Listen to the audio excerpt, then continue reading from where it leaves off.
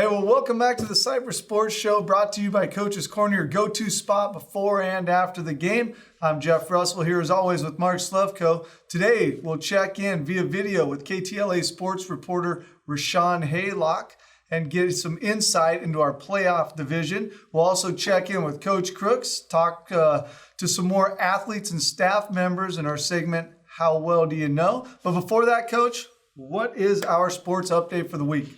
Another busy week. Our boys varsity football team finished off the regular season 10-0 after defeating Crean Lutheran Thursday night 42-6. Great atmosphere out there at Crean Lutheran, a lot of fun, and we played great after giving up an initial touchdown. We finished 10-0 on the regular season. We did that again in 2019 when we went all the way to the finals. We'll see if we can repeat that and maybe win that final game. Aiden Houston had a huge game on Thursday night, 165 yards rushing, 4 touchdowns rushing. That included also 265 yards passing. Trevor Monteleone had 6 receptions on offense and an interception on defense, so a well-played game by our team. Girls tennis, after winning to share the league title with Valencia in the dual matches last week, the girls played in the Empire League Finals tournament to determine individual berths to CIF. Ifoma Ibe and Aaron Kim from Cypress won the doubles tournament, earning them the #1 seed for our league in the CIF individuals coming up later this month.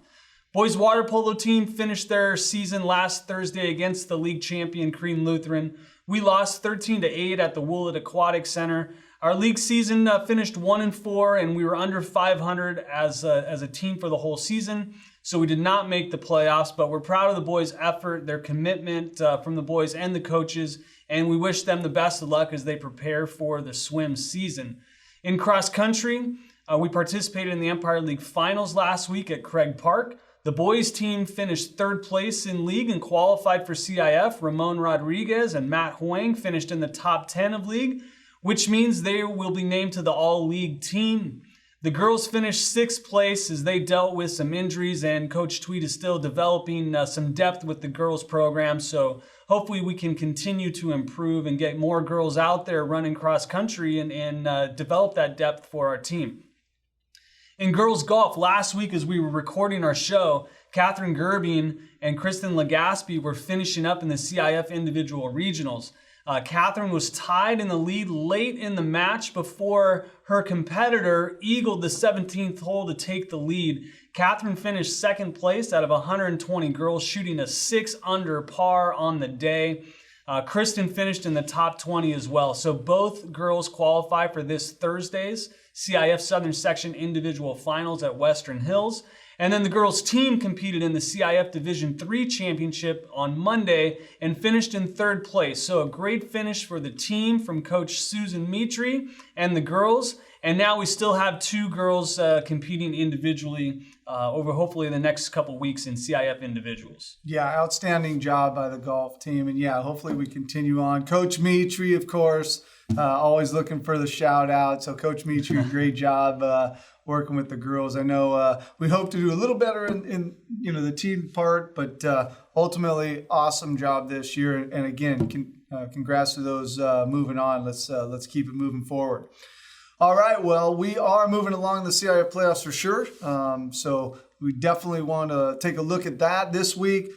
Football, our league or our CIF opponent, Highland, both teams have a lot of firepower on the offensive end. They put up really impressive numbers as we have on offense. It should definitely make for an exciting game. What do you think for that? I would anticipate a high-scoring game, right? They're going to have to stop us. We're going to have to stop them, and both teams have put up a lot of touchdowns over the season. So probably a high-scoring affair. Yeah, let's hope. I mean, they've been really putting up, quite a few points in their last few games, scoring a lot of touchdowns on the running game for them. We're a good mix, maybe a little bit more on the passing end for us, but it should be a great, fun game. So to get a little bit more insight on that, we'll take a second here to talk to Coach Crooks and get a little inside info.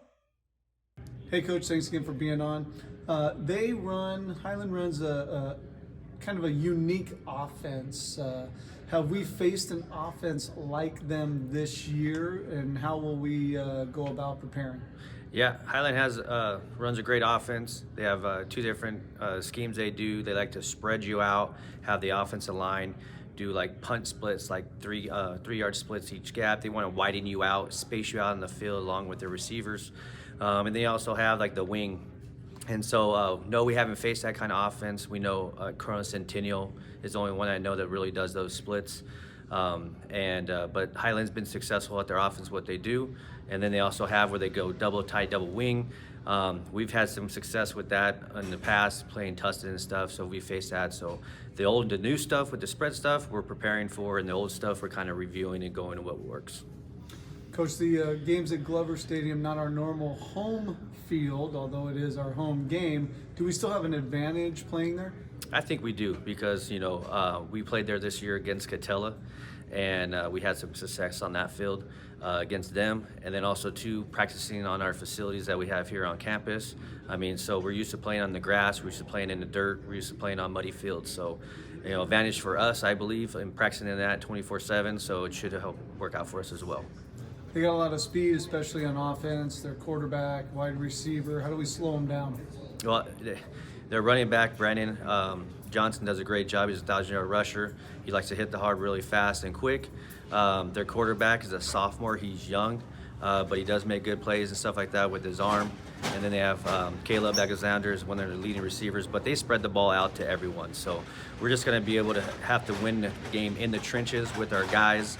Our front seven have to really get some pressure on the quarterback and maximize him from scrambling around and stopping their run. That's our main objective. They got two solid linebackers that kind of hold down the fort on their defensive end. How are we going to spread them out and get the ball to our guys? Well, that's what we've been planning all week, and we found out when we were playing them. So they do a great job on their defensive side of the ball as well. They got to run a TNT, like to stop the run and stuff. So we got some athletes that were able to spread the ball around, and hopefully our playmakers make plays this week. All right, Coach. Thanks. Good luck. We'll see you Friday. Thank you. All right. Well, thanks, Coach Crooks, for that look at Highland and giving us some inside scoop on that. We're looking forward to Friday. Before we get to our main guest, Rahshaun Haylock, we're going to also check in with some athletes and staff in our Subs and Grubs segment. How well do you know this week Cypress football? Here's what they had to say.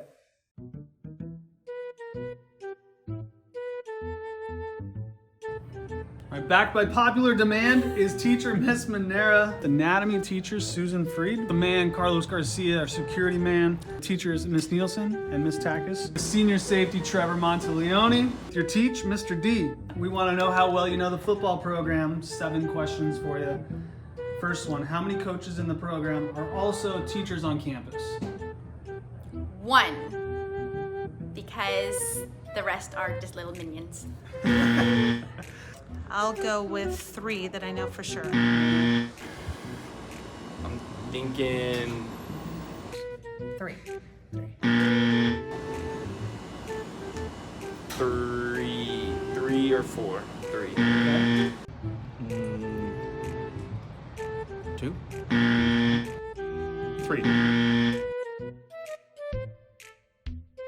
All right, how many football alumni have been drafted in the NFL? Oh, none, I'm guessing? Otherwise, I would have heard about them?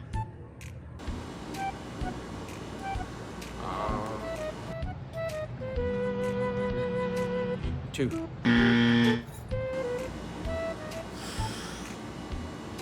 1.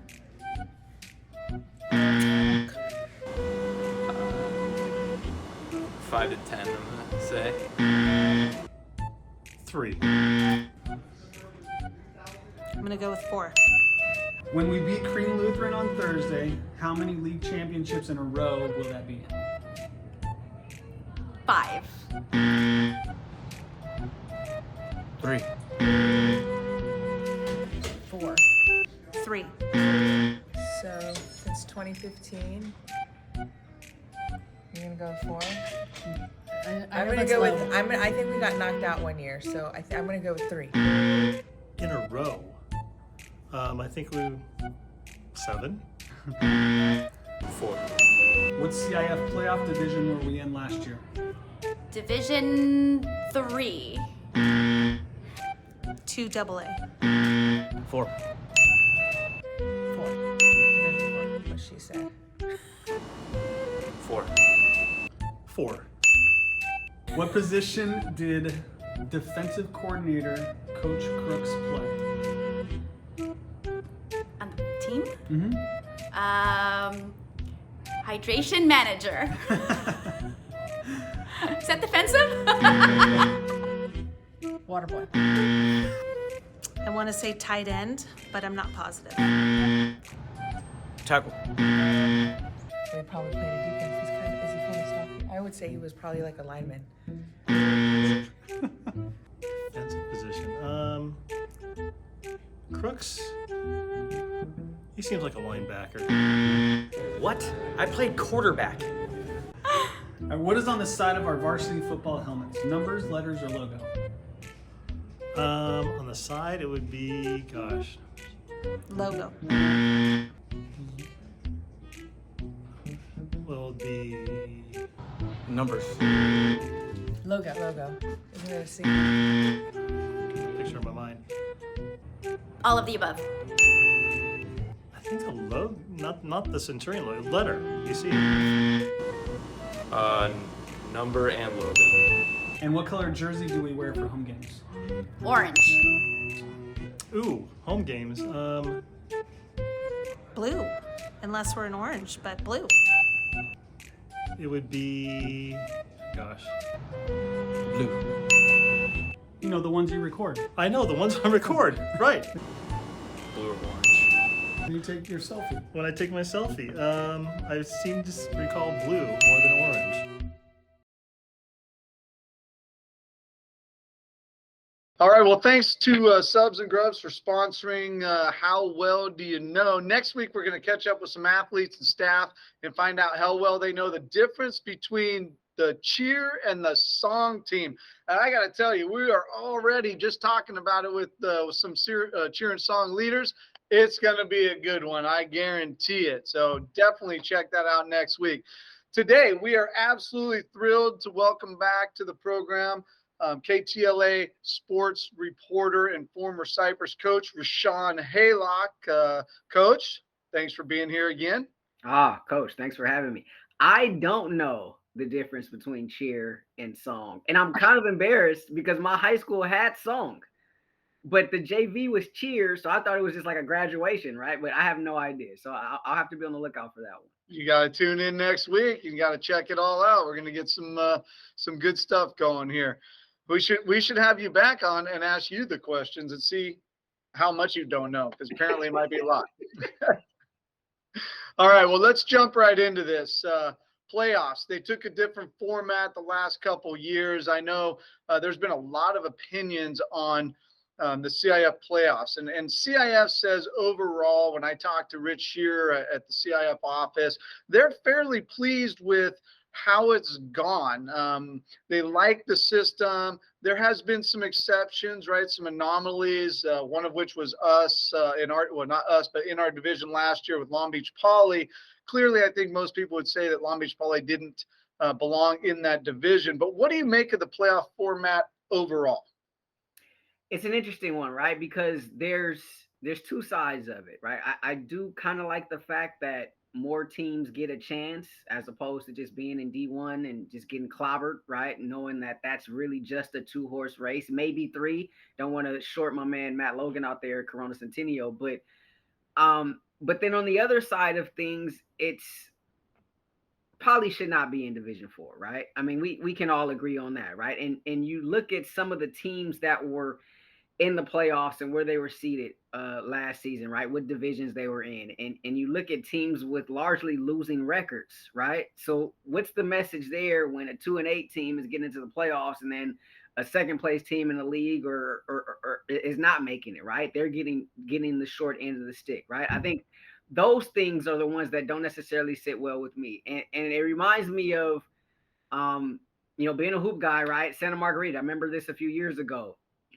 0-10 in league, in the Trinity League in basketball, right? They go all the way. And look, they won the CIF championship. I mean, good for them. But I mean, should a winless team in league really, really be allowed to make the playoffs? I mean, like, what are we doing here? So, I think if you're looking for parity, I think that's really what they're trying to do. And I think something that has helped this year is adding some extra teams to Division One, and so you get some buys in there, and so that way you don't have some of these Trinity League teams coming down and playing in like a D2 or a D3 and just kind of beating up on the competition there. So I think that was maybe a step in the right direction. But like if I'm in D4 last year, like I'm probably pissed knowing that you screwed that up. And we had a legit chance to probably win a CIF championship, but you put, the historical program in Long Beach Poly in our division. Granted, they were down, but still, they didn't belong in that particular division, and they go on and win a championship. So I don't know what the solution is, and I don't envy the CIF in this matter, but I think you're just you're searching for parity as best as you possibly can. And the way to go about it is to kind of look at the lay of the land in front of you, right? Look at the landscape from that particular season as opposed to going back previous years and adding totals and coming up with that formula and whatever it is that they were doing, a few years ago. So better, but not exact. Are there any teams that stand out in the divisions right now before the playoffs begin that could be that anomaly this year? It seems like it may be the historically powerful schools that may have an off year that drop divisions from where they normally are, but still better than a regular high school. Yeah, and that's the hard part, right? Because how do you gauge that, right, Slevy? I look at Long Beach Poly last year being in Division 4. Sarah, I think they were in Division 3 last year, right? And they went on and they won a state championship in Division, I believe it was 1 or 2, right? Down there at Saddleback College. And so even Long Beach Poly, right? Like they don't belong in Division 4, but like where do they belong? Is that really a Division 1 team? They're in D1 this year. And I happened to be down there earlier this season, and there were some people down there saying that, I don't think this is a Division 1 team. And these are Poly people telling me this, right? So where do you place a program like that has been a perennial power? A Sarah, right? Where do you place a program like that? It's had somewhat of a down year, right? But do they really belong in a Division 3? So I think it's tough. I mean, it's an inexact science. Once again, I don't envy the CIF, but I think the thing that stuck out to me was adding those teams in D1. I think that was very much needed because, I mean, look, the big boys are going to beat up on each other, and so that's fine. And normally you don't like league teams playing each other, until you get to the second round at the earliest. But you look at the top of that bracket in D1, you got, back-to-back weeks of Trinity League teams going at one another. And, is that right? Is that fair to the number 1 seed if you're modern day? Probably not. But at the same time, like, where do you put them?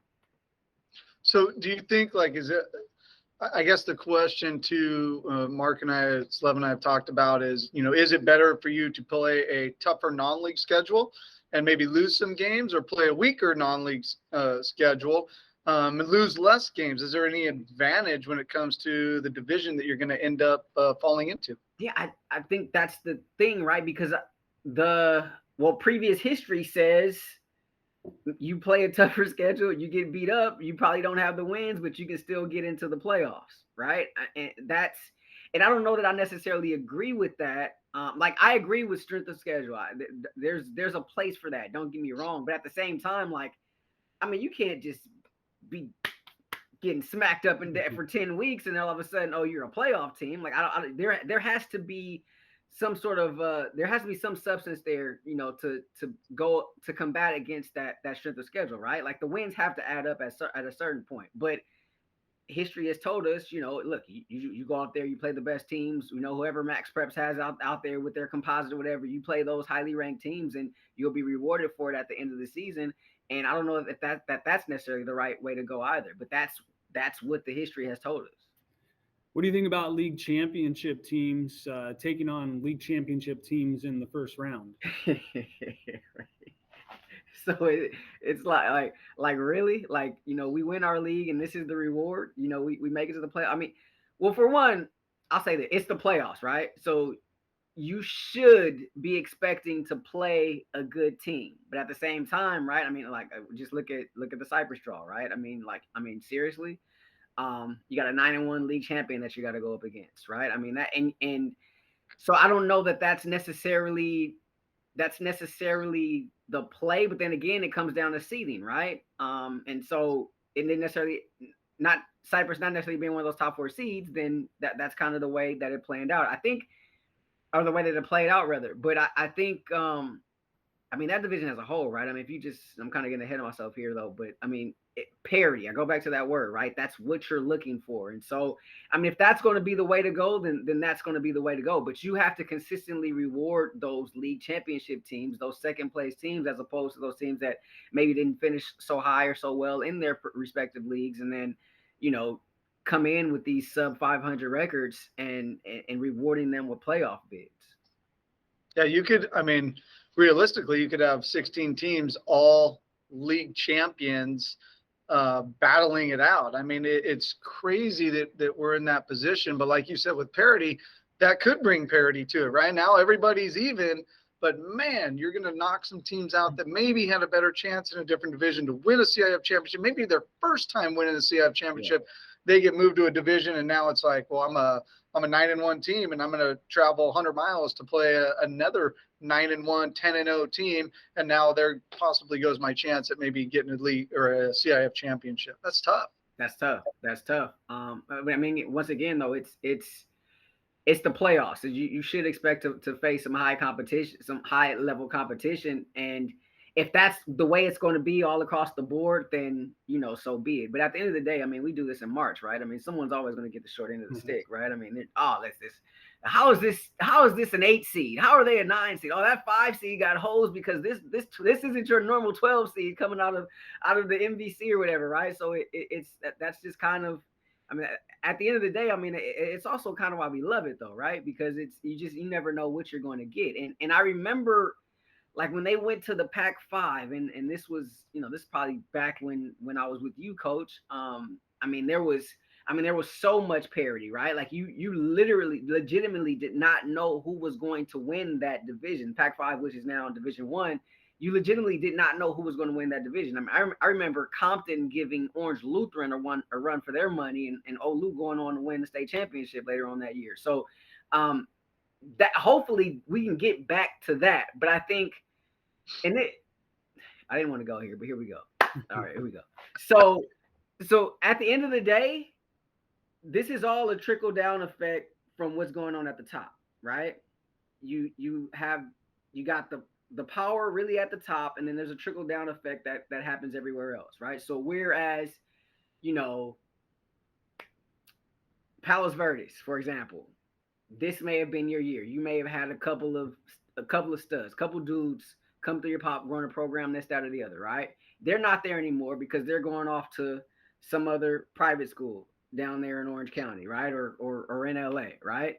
And so because of that, you have this accumulation of all this power, right? Basically at 2 places, it takes away from the pool at so many different other schools, right? Where year in and year out, you could have had that parity, right? This kid would have went to Compton. This kid would have went to Narbonne, even though that's in the city. Like, this kid would have stayed home and played at El Segundo or at Miracosta, at Redondo, wherever. But that's not happening because it's so top heavy. Because it's so top heavy, then that affects everybody else down there at the bottom. And so now you're looking at a perennial power in Long Beach Poly, and you're like, okay, where do I put them? Because 25%, maybe even 50% of guys that probably would have ordinarily lined up in the green and gold historically, they're now on near the 105 and the 605, right? And so that for me has ruined it. That's interesting. I mean, parity and the equity, the playoffs, they're creating that. CIF's creating that through the system, but the whole system for the whole season isn't much parity, right? It's being consolidated, starting at the top. So they're creating equity at the tail end in the playoffs, but the teams across the Southland, the talent goes to certain schools. I think everybody takes a hit, because of that, right? It's almost like a domino effect, right? And I don't have, and this is no knock on them. Like, I've covered those coaches, love those coaches. They've been nothing but good to me in the past. But that's just the lay of the land, right? That's just kind of where we are right now. And I can't be mad at them for doing what the system has allowed, right? And so if it's allowed, if these are the rules, or this is how we're going to play, then I can't be mad at them for taking advantage of that, and this is no knock on them. Like, they've treated me nothing but kind. Like, I have nothing but respect for those guys. But this is where we are right now, right? So you have these marquee matchups on Friday nights where these two teams are facing each other, and there are 46, 50 Division I recruits combined, right? Where normally that would be spread out all around the Southland. Right. All right. Well, Ray, yeah, we could talk about this all day long. It's your fault, Coach. If I get a call, I'm calling you. Well, let's jump into our bracket a little bit then. First off, there are no bad teams, as we've already said. Top 4 seeds: Camarillo, Newport Harbor, us, Cathedral. Division 4, also the quarterbacks in Division 4. Aiden Childs at Downey, the freshman, Braden Smigel, I think it is, at Newbury Park. Miles Jackson at Milliken, Brody Meyer at Camarillo, and then of course we got to throw in Aiden Houston, our quarterback here at Cypress. What really stands out other than that, having great quarterbacks? What stands out in our division? Well, we just talked about the parity, right? You like parity. You go to calpreps.com. No game on there is projected to be decided by more than 7 points. Any of the first round games, right? So you got your parity there. But I think for me, it starts with the quarterbacks, right? And you got a guy in Childs who's committed to Oregon State, and man, I bet you they probably wish they had him this year, right? There's a lot of people up there in the Pacific Northwest feel like we got everything but a quarterback up there in Corvallis, and so they probably wish he was there now. You see how well the Beavers have been able to compete this season. You look at the Smigel kid, right? He's so young, he doesn't even have stars, right? But he's probably going to be the top quarterback in his class. And all these guys have offers. But then you look at Aiden Houston, and he's compelling, right? And this is kind of why I fell in love with high school football to begin with, right? Because there's that guy, right? Like you have the guys that are, they get all the accolades, they do this, that, or the other. And you also got guys like Aiden Houston that are just phenomenal, right? And they may not be in all the press clippings, this, that, or the other. But this young man has shown the ability to be a one-man wrecking crew, right? And he can be dominant. And by him, it's almost like, and I talked about this with the Bruins earlier this year, preseason when they were entering camp. I talked about this about DTR, Dorian Thompson-Robinson, and I said, if he can be special, this can be quite a year for UCLA, right? And so far, he's been special, right? He's in the Heisman conversation, this, that, or the other. Houston, the numbers are there. He's already proven that he can do it, that him being Houston. If he can be that guy continuously, it could be a special run for Cypress. I'm a firm believer in that. I know, a lot of these other guys are good and they got, their stars and their offers, this, that, or the other, but I think there's still something about, and you see this more in the lower divisions, right? Playing for your school, playing for your community, playing for your town, playing for your boys, right? Your boys, you guys came up together. You've been playing together, most of you since, freshman year of high school, if not before that, right? I think you still get that when you get down into some of the lower divisions. And so he's probably the most, I'm not just saying this just because I'm on the show here, even though it helps. But I'm a Cypress boy still, don't get me wrong, but I think he's probably the most intriguing person in this entire bracket for me. Yeah, he's had a pretty phenomenal year. I think he's our leading rusher. He's thrown for 24 touchdowns. He's right? He's ran for 15 touchdowns, so he's accounted for a lot of scoring. And we've had a pretty high-powered offense, but so is Haylock. You got the great Steve Fryer writing about you. You must be doing something right? and he's got that, right? I mean, Fryer, Albano, all these guys have wrote glowingly about Aiden. And so, look, I don't have to tell you guys, they play big boy football down there in Orange County, right? And so, I mean, let's go. Feldman's on speed dial for those guys this year. All right, let's talk about Highland. They got a solid offensive team as well, and a powerful quarterback, Justin Wyatt, and their running back, Brandon Johnson. Their quarterbacks ran for 1,200 yards, more than Aiden Houston has, and ran for 14 TDs. And Brandon Johnson has over 1,000 yards and 23 touchdowns rushing. They've been putting up 60-plus points a game lately through their league. What are we going to need to do to slow them down? I mean, well, the Johnson kid is going to Arizona, and you have a head coach there in Frank Lear, who, I mean, just a few years ago, this team was in Division 10, right? 2019, they won the championship in Division 9. So here they are. They've made the climb up here to Division 4, and you talk about a lot of pride, right? I mean, you're all the way up there, on top of that mountain up there in the Antelope Valley. I mean, there's a lot of pride up there that they have, and so. Couple things. Fortunate that you're playing at the crib and not going up there. Because a couple years ago, I remember North Torrance had to go up there and it was snowing the night before. And so it was just a slosh pit. The field was that particular night. This was the night before CIF championship game when they won D9. And so, but traditionally he's run that double wing attack, right? So see ball, hit ball, right? I mean, you got to tackle. You got to get guys down on the turf, and you can't be fooled by the misdirection, right? You gotta be extremely disciplined. You gotta play your fits. Everybody's got to do their part, and you can't miss tackles. I mean, you got to get those guys down on the ground and make them one-dimensional, right? Like force them into third and long, so to where they're going to have to throw the ball. 'Cause it's not a team that wants to throw it; they want to run it. The quarterback will run it, the running back will run it. They built their offense that way. Traditionally, that's how they've been. And so force them into passing situations and make them beat you with their arm. But you gotta it's gotta be a whole group effort defensively to be able to stop the run.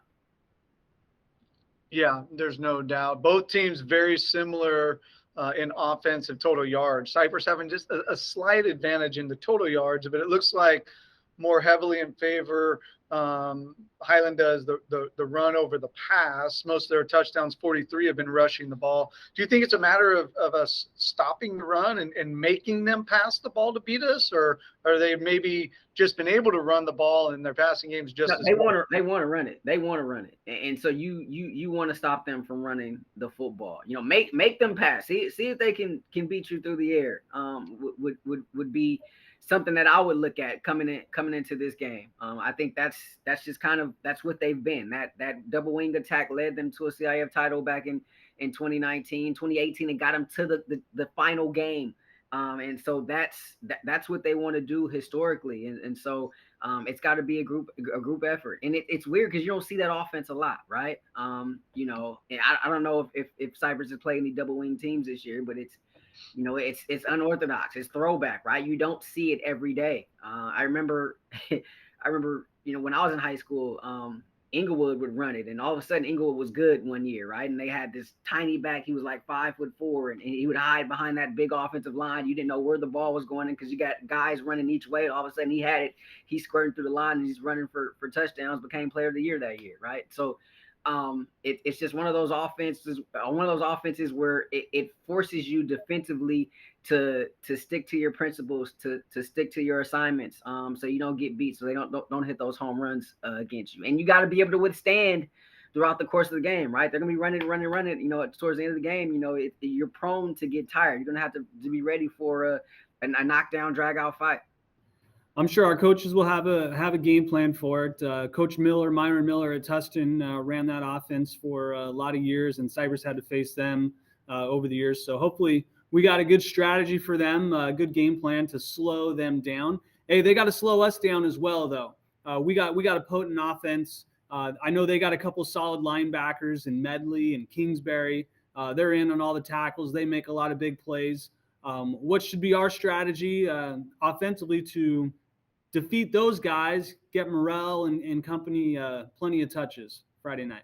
Yeah, I mean, you force them to to guard the entire field, right? You force them to guard it vertically, you force them to guard it horizontally as well, right? I see if you can get the ball out to get the ball out on the perimeter, right? To your playmakers. See if you and make those linebackers have to run and chase you down.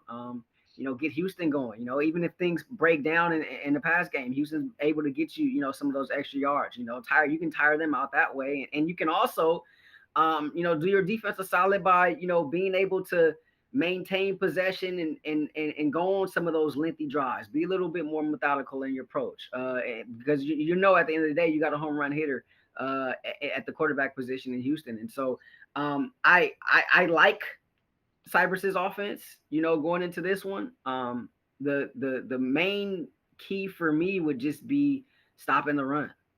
I think Cypress would be fine in terms of being able to generate some offense and scoring the football.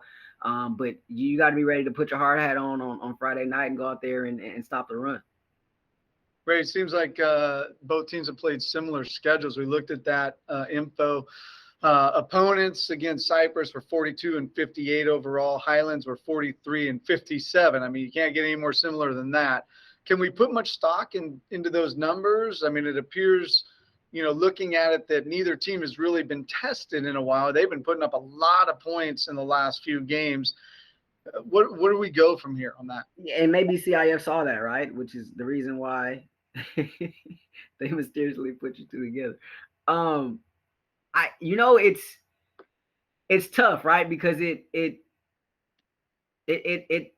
it's a telltale sign, right? I mean, there could be something you can take away from that, but at the same time, like, you don't know who your opponents play versus who their opponents play to kind of get to that record, right? That contributed to that win-loss. So it's one of those things where it's comparable, but I don't take a whole lot of stock into that just because they played a lot of teams. They didn't really come down the hill too much. They played a lot of teams up there in Antelope Valley, and so just not really sure what the competition is like up there.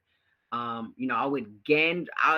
would say, it's probably a little bit more competition down in Orange County. But I wouldn't take too much stock in that. I think what that tells me is neither team has been really challenged, right? Up until this point. And now you're entering the first round of the playoffs, right? And so you should expect a challenge. You should expect a close game, something that you haven't really had throughout the course of the season. So which team is going to be able to handle that, right? When it's late in the game, when it's the fourth quarter, your palms start sweating, you need to make that play. Who's going to be able to step up and make that play and rise to the challenge throughout the course of a close game, because you haven't really been in that environment too much this season. I think that's a bigger indicator for me, and we won't find that out until Friday night. Awesome stuff, Ray. As always, we get to the point of the show. You've done this before. We do have a couple rapid fire questions. Just part of what we do here. You know the drill. Are you ready? Don't think too much. All right, let's go. Let's do it. Favorite Halloween candy? Ooh, okay. So the kids got Halloween candy. I haven't really gone in there yet, but I would say something like a sour power. Either gummy bears or like a sour straw. Either one of them. All right. Did you dress up? I didn't dress up, no. But she was Ada Twist Scientist from the Netflix show. Yeah, but neither me or mom dressed up. All right. Just looking at your svelteness here, can you bench 135 pounds? How much is the bar? Bar's 45. No. Do you miss the Carlos Jr. fan cam? Yeah, I do sometimes. Yeah, I was just texting a friend about this the other day. Those were some fun moments because it opened up the door to do a lot of stuff, like in terms of like being able to be in the building for 2008, 2009, 2010 NBA Finals, where I wouldn't have had that chance had it not been for the Carlos Jr. fan cam. So yeah, and it was a start, right? Like it was the first time they got to see, oh, he may be able to do something. We can trust this kid with his camera. That's cool. So you are a self-proclaimed foodie. You enjoy cooking shows, that kind of stuff. What's the newest best spot in LA for us to try? Oh, that's a good one.